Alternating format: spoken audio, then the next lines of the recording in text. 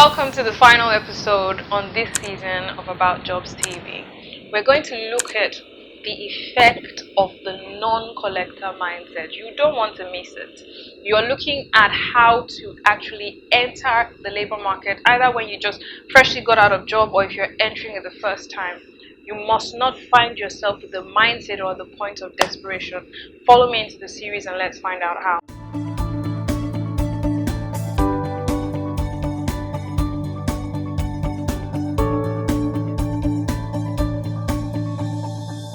You're watching About Jobs TV, and I'm Fumi Bajlaye, your host.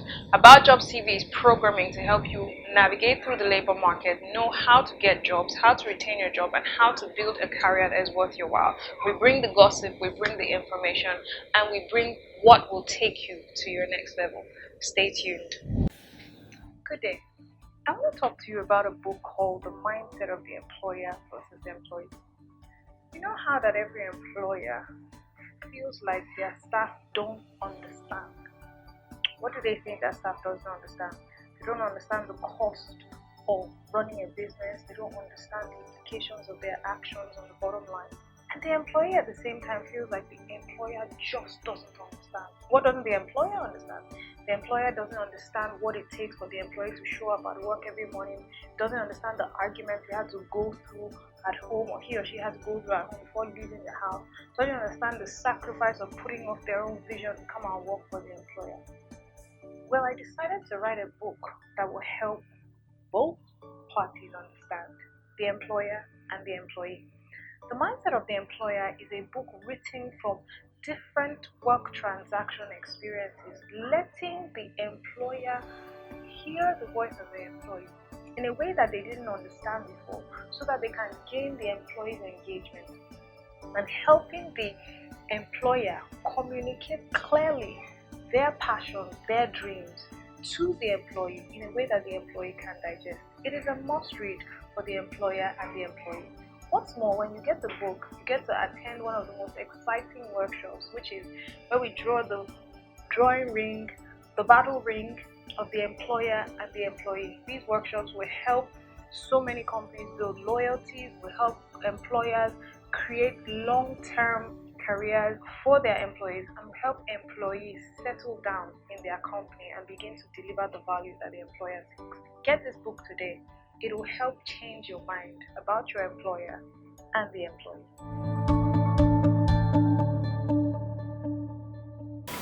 Hello. I've met a number of people who, when they're looking for a job, they reach out to everybody. They drop their CVs everywhere. And some of them approach me maybe while at church or moving around. They find out that I'm a recruiter and they say to me, I need a job. There's some characteristics that I find in these sets of people, and it's because they've been put into the mindset of desperation. One, they will tell you, when you ask them what kind of job they want, they will say any job. Secondly, if you ask them what kind of pay they're looking for, they will say any pay. Thirdly, if you ask them what they know how to do, they stutter a little bit and they say, I can learn. These three things make you unattractive in the labor market. Don't look for any job, don't want any pay, and don't go with the posture of, I want to learn, because an employer is not paying you to learn. They're paying you for what you already know how to do. Now, when you have the mindset of desperation, when you are in between jobs or when you're trying to get your first job, it puts you in a bad place with the employer, and they know you're going to try to use their company or their platform to get you out of that bad place. Certain things that can put you in a point of desperation is bad financial management, accommodation issues, bad relationship management, inability to handle social pressure or social connections. What this does is, while you are in between jobs, it means that nobody's helping you, nobody's giving you handouts, and you're not learning anything new. So you find yourself in a point where you just need the money. You must remember that the transaction of the employer and the employee is not to give you money. The purpose of that transaction is to help the employer meet their financial goal, and through the meeting of the financial goal, it will release revenue that both the employer and the employee can share. So the first place you need to start from is what you are bringing to the table. I'll see you after the break so we can talk more about this. About Jobs TV is powered by the School of Performance. At the School of Performance, we provide books, courses, services that will help you move your career to where it has to be. So it's not enough to just watch about Jobs TV and get some snippets. You can get into the nitty-gritty of information and practical tools that can take you to the next level. We have books like Planning for a Good Job, Keeping Your Job, Mindset of the Employer versus Employee. We have courses like Secrets to Working Smarter, courses like The Ultimate Guide to landing your first job.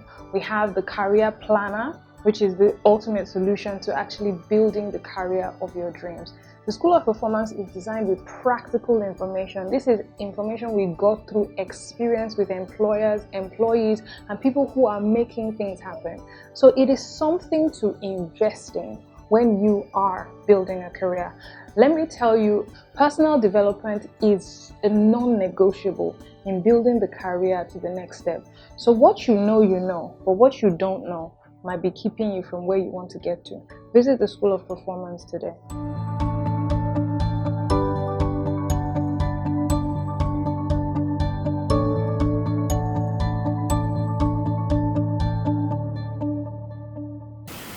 Alright, so we've spoken about the place not to be in your mind when you're looking for a job or when you're trying to change jobs. Don't try to get a job because you don't have enough money to pay your rent. Don't try to get a job because you don't have enough cash or because you're uncomfortable where you are because people are looking down on you.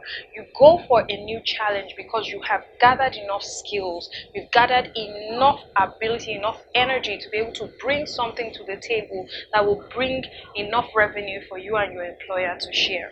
That mindset puts you in the position of the negotiator at that table. If you cannot identify as the collector, if you've not watched the series, go back and watch the beginning. Learn to bring what you have to the table. Learn to increase what you have. How to get out of a stage of desperation? 1, understand your finances. Know what you have access to, what you don't have access to, and stop trying to keep up with the Joneses. When you're in a place of a job search, you are in a place where you need to know what you have in exchange for what you want. So if at that point in time you have enough money for food, focus on food while you are building energy to be able to attract more. The second thing you need to do to get out of the point of desperation is to get knowledge. If you don't even have enough money to buy a course to get you more knowledge, you can get on Google, you can get on the internet, and there's so much stuff that you can watch for free. You can watch About Jobs TV like this. It will give you enough information to get you to the point where you can gather strength to get on the negotiation table with an employer. Watch free videos, watch how-tos. I remember while I was in the UK, while I was in school, and I always wanted to learn a new skill, to learn how to be able to exchange money for value. And I noticed that some of the young ladies in my school in Canterbury were going to London to get their eyebrows done. Now, eyebrows was not something that I was passionate about, but what I needed was cash at that time. And so I learned the skill watching YouTube, and I started to do the eyebrows the way it was done in London. And what did I get? Cash. So when you're looking for a job at a point where you want to build money, you're going to do jobs that give you daily pay. You're going to do jobs that are short-term jobs because you know right now the need is money.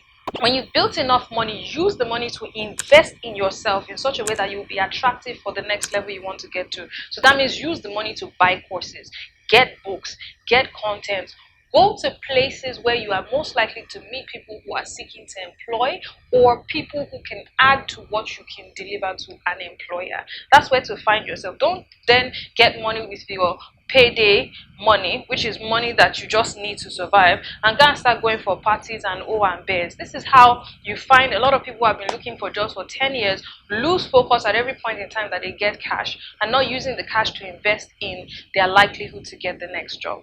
Now we're going to look at job scamming after the break and what is going on. People are being scammed into places under the guise of looking for a job. Some are even scammed to go out of the country under the guise of looking for a job. How can you spot a job scam and how can you get yourself out of it? Thank you, and I'll see you after the break. Becoming Who Companies Want is the first book I wrote. I'm an author of over 10 books and I'm very passionate about becoming who companies want. However, I had to create an edited version of it because I found out that the dynamics which surrounded the labor market at the time when I wrote it in 2012 have even become increasingly more dynamic.